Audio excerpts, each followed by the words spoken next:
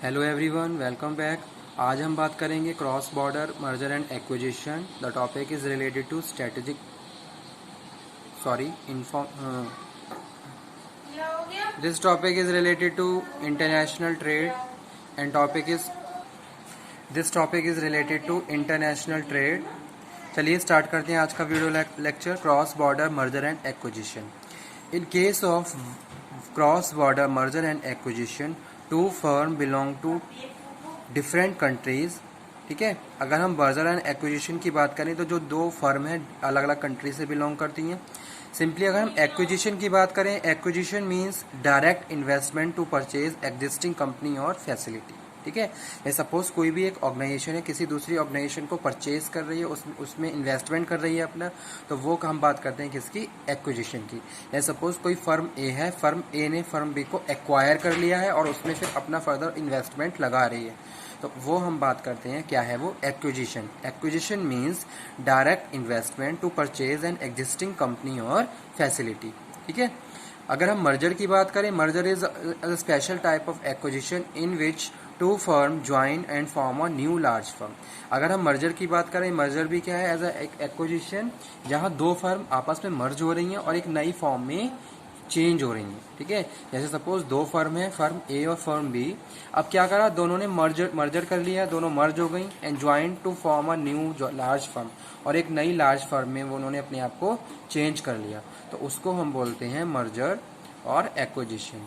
Cross border merger and acquisitions are deal between foreign companies and domestic firms in the target countries. ठीक है, अगर हम cross border merger and acquisition की बात करें तो दो फर्म की बात कर रहे हैं, जो एक डोमेस्टिक कंट्री में और दूसरा फॉरेन कंपनीज में। ठीक है, अब कोई जैसे सपोज कोई फॉरेन इंडिया है, इंडिया में कोई फर्म है, उसने डायरेक्ट क्या करा, किसी दूसरी कंट्री की फर्म को एक्वायर कर लिया, उसमें मर्जर कर लिया, तो वो यहाँ पे हम बात कर रहे हैं। ठीक है, the trend of increasing cross border merger and acquisition has associated with the globalization. Globalization होने के बाद ये ट्रेंड शुरू हुआ मर्जर एंड एक्विजिशन का। अगर हम बात करते हैं डिकेड 1990s की, तो 1990s के बाद आपको हाईली मर्जर एक्विजिशंस के एग्जांपल देखने को मिले। ठीक है, उसी के बाद ये स्टार्ट हुआ मर्जर एंड एक्विजिशन का कॉन्सेप्ट। ठीक है, तो वो यहाँ पे हम बात कर रहे हैं मर्जर एंड एक्विजिशंस की इस टॉपिक में। तो सिंपली क्या है, मर्जर की बात करें, merger is a special type of acquisition in which two firm join a form new large firm. दो फर्म आपस में ज्वाइन हो गई और उन्होंने एक नई लार्ज फर्म बना ली, तो उसको हम बोलते हैं मर्जर। एक्विजिशन की बात करें, जैसे सपोज आपने किसी भी एक कंपनी को एक्वायर कर लिया और उसमें फर्दर अपना इन्वेस्टमेंट शुरू कर दिया, उसको आप अपने हिसाब से फिर ट्रीट कर रहे हो, तो वो हम बात कर रहे हैं एक्विजिशंस की। और ये अगर हम क्रॉस बॉर्डर और क्रॉस मर्जर एंड एक्विजिशंस की बात करते हैं, तो ये होता है फॉरेन कंपनीज में और डोमेस्टिक फर्म्स में। ठीक है, कोई डोमेस्टिक फर्म है, उसने फॉरेन कंट्रीज में जाके क्या करा, वहाँ की किसी कंपनी को एक्वायर कर लिया या फिर वहाँ से मर्जर कर लिया। ठीक है, यहाँ पे हम बात करेंगे एडवांटेजेस। जी हाँ, अगर एडवांटेजेस भी होंगे, अगर हम मर्जर कर रहे हैं तो उसमें कोई एडवांटेज ही होगा, वहाँ पे कोई ना कोई बेनिफिट ही होगा जिसकी वजह से हम मर्जर एक्विजिशन के कॉन्सेप्ट को फॉलो कर रहे हैं। तो चलिए वो डिस्कस करते हैं। पहला है फॉस्टर एंट्री ग्रोथ। जी हाँ, फॉस्टर एंट्री ग्रोथ है अगर हम मर्जर एंड एक्विजिशन की बात करते हैं। ठीक है,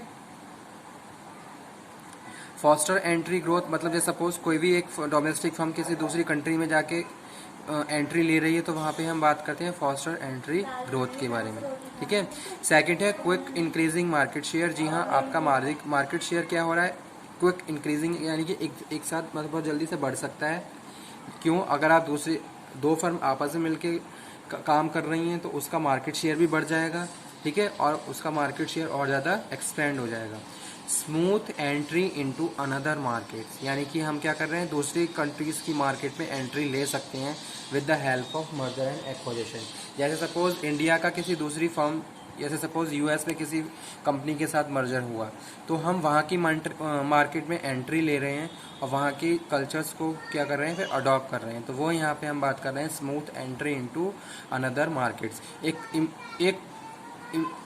एक तरीके से क्या है, बहुत ज़्यादा ईजिएस्ट वे है to entry into the another markets, किसी दूसरी मार्केट में एंट्री करने का। यहाँ पे है रिसोर्स शेयरिंग। जी हाँ, हम रिसोर्स को भी शेयर कर रहे हैं। अगर आपने किसी दूसरी फर्म के साथ मर्ज किया है या कुछ एक्वायर किया है तो आपके रिसोर्स प्लस उस ऑर्गेनाइजेशन के रिसोर्स आपस में आप क्या कर रहे हो, शेयर कर रहे हो।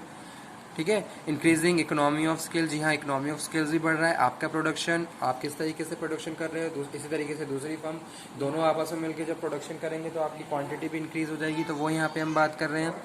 Varieties of product and services of firm. जी हाँ, आप फिर क्या है, एक से ज़्यादा से प्रोडक्ट लाइन में डील करना शुरू कर देते हैं, वो आपके लिए एडवांटेज हो जाता है। ठीक है। और उसके बाद लिखा हुआ है इंटर पार्टनर लर्निंग सॉरी। ठीक है। अब आपका क्या प्रोडक्शन प्रोसेस है, किस तरीके से आप काम कर रहे हो, इसी तरीके से अगर आप किसी से मर्ज करते हो तो उसके बारे में प्रॉपर जानते हो, उस फर्म के प्रोसेस के बारे में प्रॉपरली बहुत सारी चीज़ें जानते हो। तो इस तरीके से आपकी क्या है, लर्निंग जो भी एक लर्निंग है वो क्या है आपकी इम्प्रूव हो रही है, बढ़ रही है। तो वो यहाँ पे हम बात कर रहे हैं इंटर पार्टनर लर्निंग, अगर दो फॉर्म ने आपस में मर्जर एक्विजिशंस के को फॉलो किया है। अब यहाँ पे हम बात करते हैं कुछ चैलेंजेस की या फिर disadvantages of merger and acquisitions की। अगर एडवांटेज है तो कुछ डिसएडवांटेज भी होंगे, वो यहाँ पे हम डिस्कस कर लेते हैं। Cultural difference. जी हाँ, कल्चरल डिफरेंस होता है। अगर एक कंट्री का कल्चरल डिफरेंस दूसरी कंट्री का कल्चरल डिफरेंस, तो आपस में क्या है, डिफरेंस देखने को मिलते हैं। तो एक ये चैलेंजिंग जॉब हो जाती है अगर आप दूसरी फर्म के साथ मर्ज होते हैं जो किसी दूसरी कंट्री में सिचुएटेड है। ठीक है। सेकंड है complexity due to the bankers, investment, lawyer and ठीक है, कॉम्प्लेक्सिटी आ जाती है अगर आप बैंकर इन्वेस्टमेंट की बात करें, लॉयर या फिर अदर सर्विसेज की बात करें, तो वहाँ पे आप क्या करोगे, ज़्यादा से ज़्यादा आपके जो एफर्ट्स हैं वो बढ़ जाएंगे और वहाँ पे थोड़ी आपकी कॉस्ट भी आपको बेयर करनी पड़ेगी। नेक्स्ट लिखा हुआ है पॉसिबिलिटी ऑफ गोल कॉन्फ्लिक्ट। जी हाँ, गोल पॉसिबिलिटी ज़्यादा रहती है कि आपके गोल कॉन्फ्लिक्टेड हो जाएंगे, क्योंकि दोनों फर्म के अपने अलग अलग गोल हैं। जब वो आपस में मिलेंगे तो आपस में कॉन्फ्लिक्ट क्रिएट हो सकते हैं। तो वो यहाँ पे एक डिसएडवांटेज है, possibility of goal conflict. Restriction by host country के कुछ रेस्ट्रिक्शंस हैं वो फॉलो करने होते हैं। डिफरेंट कंपटीशन पॉलिसीज होती है। ठीक है, एक फर्म की कंपटीशन पॉलिसी अलग है, दूसरे की अलग है। जब आपस में मर्ज होते हैं तो वहाँ पे थोड़े डिफरेंसेस देखने को मिल जाते हैं, जिसकी वजह से ऑर्गेनाइजेशन की जो वर्किंग है उस पर इफेक्ट पड़ता है। डिफरेंट कॉर्पोरेट वैल्यूज की बात करें तो वो भी एक चैलेंज है किसका, मर्जर एंड एक्विजिशंस का। और उसके बाद अगर हम बात करें डिफरेंट ऑपरेटिव मेथड, जी हाँ, फर्म ए का ऑपरेटिव मेथड अलग है, फर्म बी का ऑपरेटिव मेथड अलग है। अब कौन सा ऑपरेटिव मेथड हमें यूज़ करना चाहिए, किस तरीके से यूज करना है, अगर दो फर्म ने आपस में मर्जर किया है तो वहाँ पे क्या है, फिर ये इस तरीके से कॉन्फ्लिक्ट क्रिएट हो सकते हैं। ठीक है, तो वो वहाँ पे एक चैलेंजिंग जॉब हो जाती है किसके लिए, मर्जर एक्विजिशंस की, जो भी फर्म्स हैं जिन्होंने आपस में मर्जर एंड एक्विजिशन किया है उनके लिए।